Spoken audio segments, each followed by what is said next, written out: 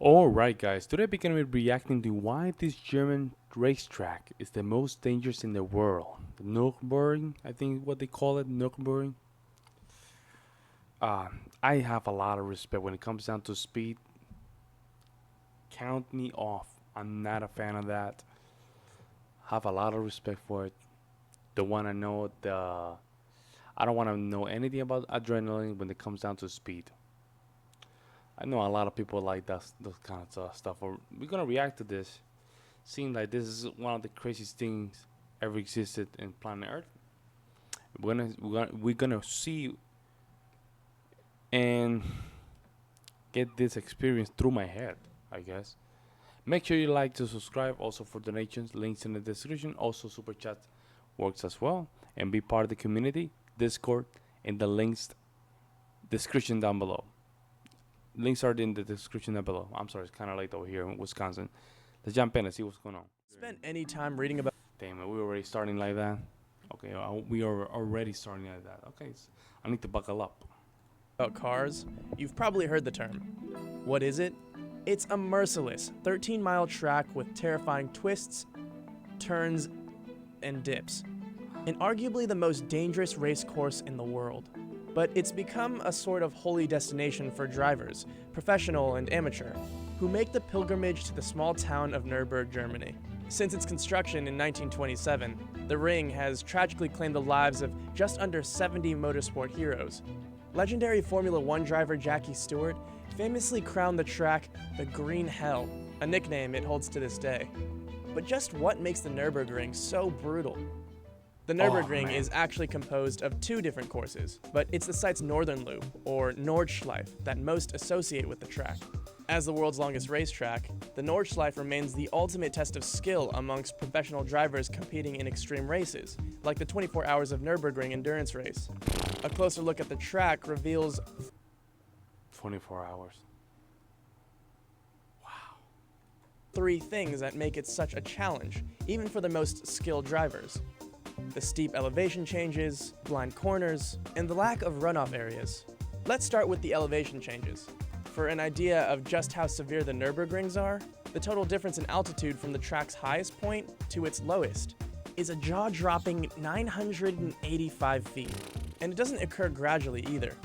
The shifts in elevation are abrupt and spontaneous, providing plenty of challenges for those who don't know the track thoroughly, and even those who do. One of the best examples of this happens fairly early in the track. Well, if you're not used to that, it definitely is gonna affect you. Those high altitudes and those drops, ooh. At a section known as Foxhole. This section features 5 sweeping corners that can be look at taken at full speed. But it's at the last corner, when the track goes into a steep downhill descent, then immediately elevates, that you feel more G-forces than you've ever felt. Wow. To better understand what driving through it is like, we caught up with someone who circles the ring over 1,000 times every year. Misha Schruden is a race car driver, course instructor, and YouTuber who knows every inch of the track like the back of his hand. He's even managed to guide a driver around it while completely blindfolded. Left curb, right curb, and continue going straight towards. Oh, he's not the one driving. Okay. I was about to say, like, what? Like, are you driving this kind of track without watching where you're going? You're insane. The left side of the track, into the small white side ahead of you, following 3. Brakes. You have Foxhole. It's very, very downhill descent followed by instant climb. And what a lot of people do, they think like, oh, let me see what the top speed of my car is because I'm going downhill now. And then they brake at the lowest point. The issue here is the weight transfer. When you brake at the complete bottom, you have the weight transfer already because the car will change its direction from going downhill to uphill. Yeah. And when you apply the brakes on that, you will most likely end up in the barrier. But it's near the ring's end that drivers face one of the most daunting sections of racetrack in the world when it comes to elevation change. Located 10.5 miles into the track is a section called Flansgarden, known for its number of career-ending accidents. There is zero room for error on this series of jumps and turns, where drivers will find it nearly impossible not to go airborne. So you actually, literally, your car will jump 3 times over, This guy- I would say, This guy is a scientist. He studied this thing like up and down. By now, he should be a scientist for the Nürburgring. He knows the details. He knows everything. Period of 1 minute. Your car would be airborne one time straight before the before the braking zone. One time you will go a bit sideways, maybe even in the air as well. And one time you would be going over 120 miles per hour over a slight bump while changing direction. So when you have a mistake there, it will usually end up in a very, let's say, track closure. People will have to close the track. How bad of an accident is going to be. But it isn't simply Very jumps smart guy, and too. drops that cause so many accidents on the Nürburgring.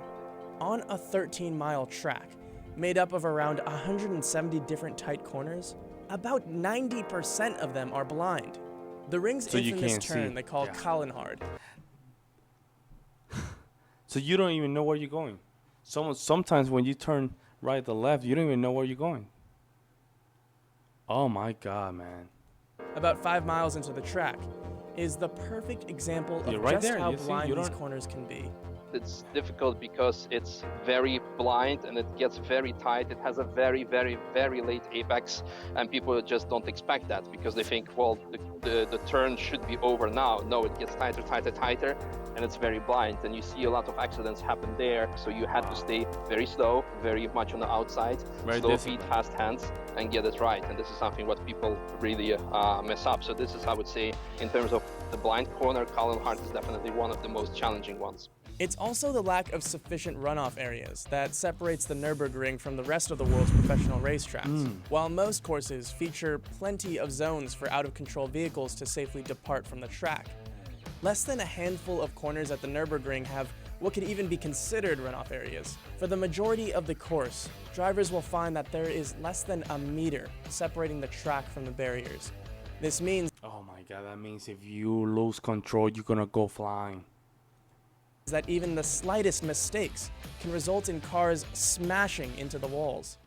But as intimidating a track like the Green Hell can be, Misha has a few simple words of advice for those everyday drivers looking to tackle the ring for the very first time. I always say you cannot impress here anyone after 93 years of history, but you can make everybody laugh. So make sure to be the person that does not make us laugh after ending up on YouTube for some bad crash video. Oh, so you can. On top of that, they make a fun of you if you crash inside that crazy track. Okay, I got the message, I guess. Try not to impress nobody. Actually, that's not a bad advice. People want to go there. They think that they can fly. They can drive a car, and they think they can fly like an airplane. So I guess that's an advice for them. But a track like that, only 1 meter between the track and the barricades or whatever, the walls, that's not a lot of space. That's not a lot of space. That's literally a space for you to crash a car. Man, some people, they like craziness, I'm telling you.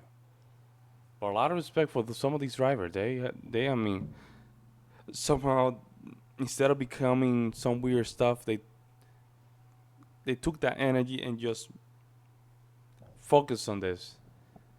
And I think that's how they managed to optimize that energy. They relocated that energy to something like this.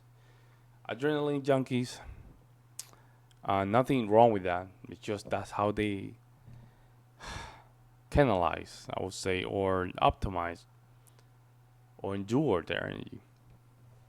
Let me know what you guys think in the comment section below. And let me know in the comment section if you guys already drove this track. I would love to hear you guys' opinion. Meantime, guys, I will see you in the next one.